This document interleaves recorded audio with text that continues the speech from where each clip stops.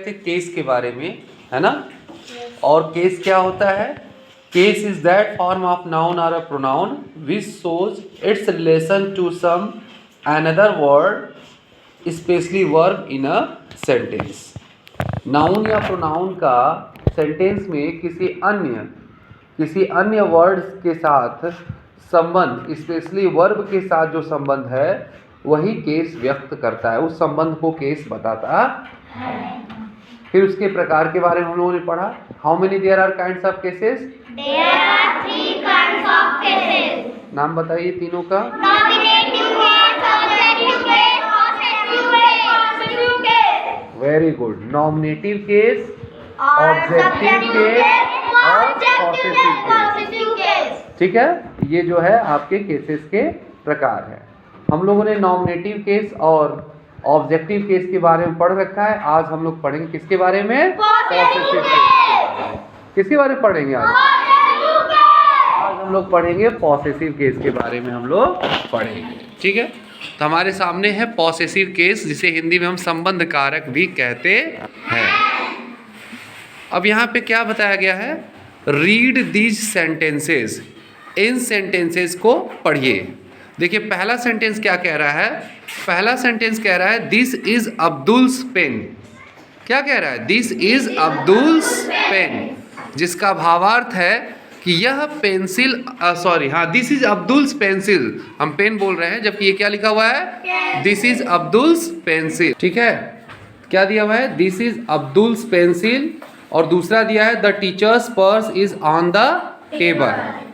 तो ये जो दिस इज अब्दुल्स पेंसिल दिया हुआ है, इसमें देखिए आप क्या बताया गया? अब्दुल का संबंध पेंसिल से बताया गया। किससे बताया गया है?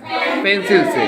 अब्दुल पेंसिल पर पॉसेस कर रहा है, और वो पॉसेस किससे दिखाया जा रहा है? अपस्ट्रॉफी एस से। किससे दिखाया जा रहा है? आप देख रहे हैं ना, अब्दुल की स्पेलिंग के साथ यहाँ पे यूज हुआ है अपस्ट्रॉफी एस। ठीक है, क्या यूज हुआ है? Apostrophe S.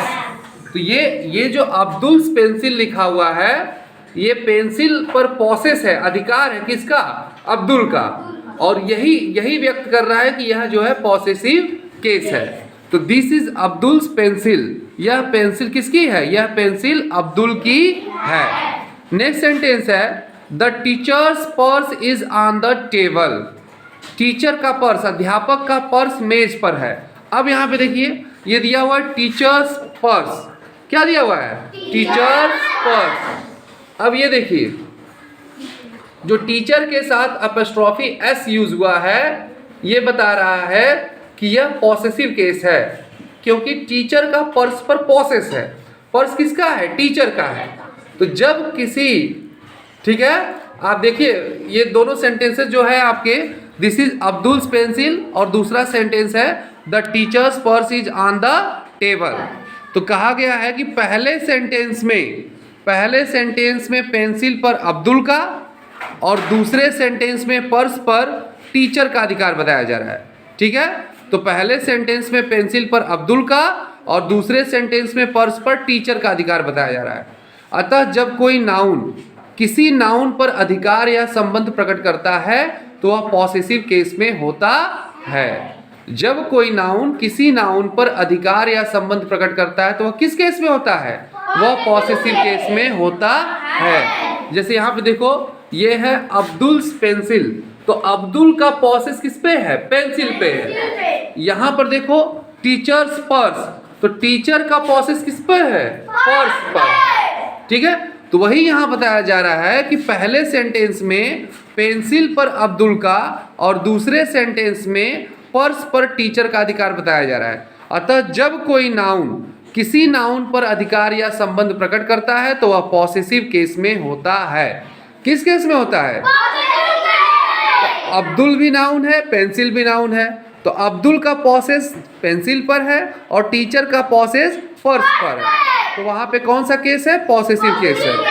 वही डिफिनेशन देखिए यहाँ पे इंग्लिश में लिखी गई है कि when a noun shows possessions, when a noun shows possessions या possessions, it is said to be in the possessive case.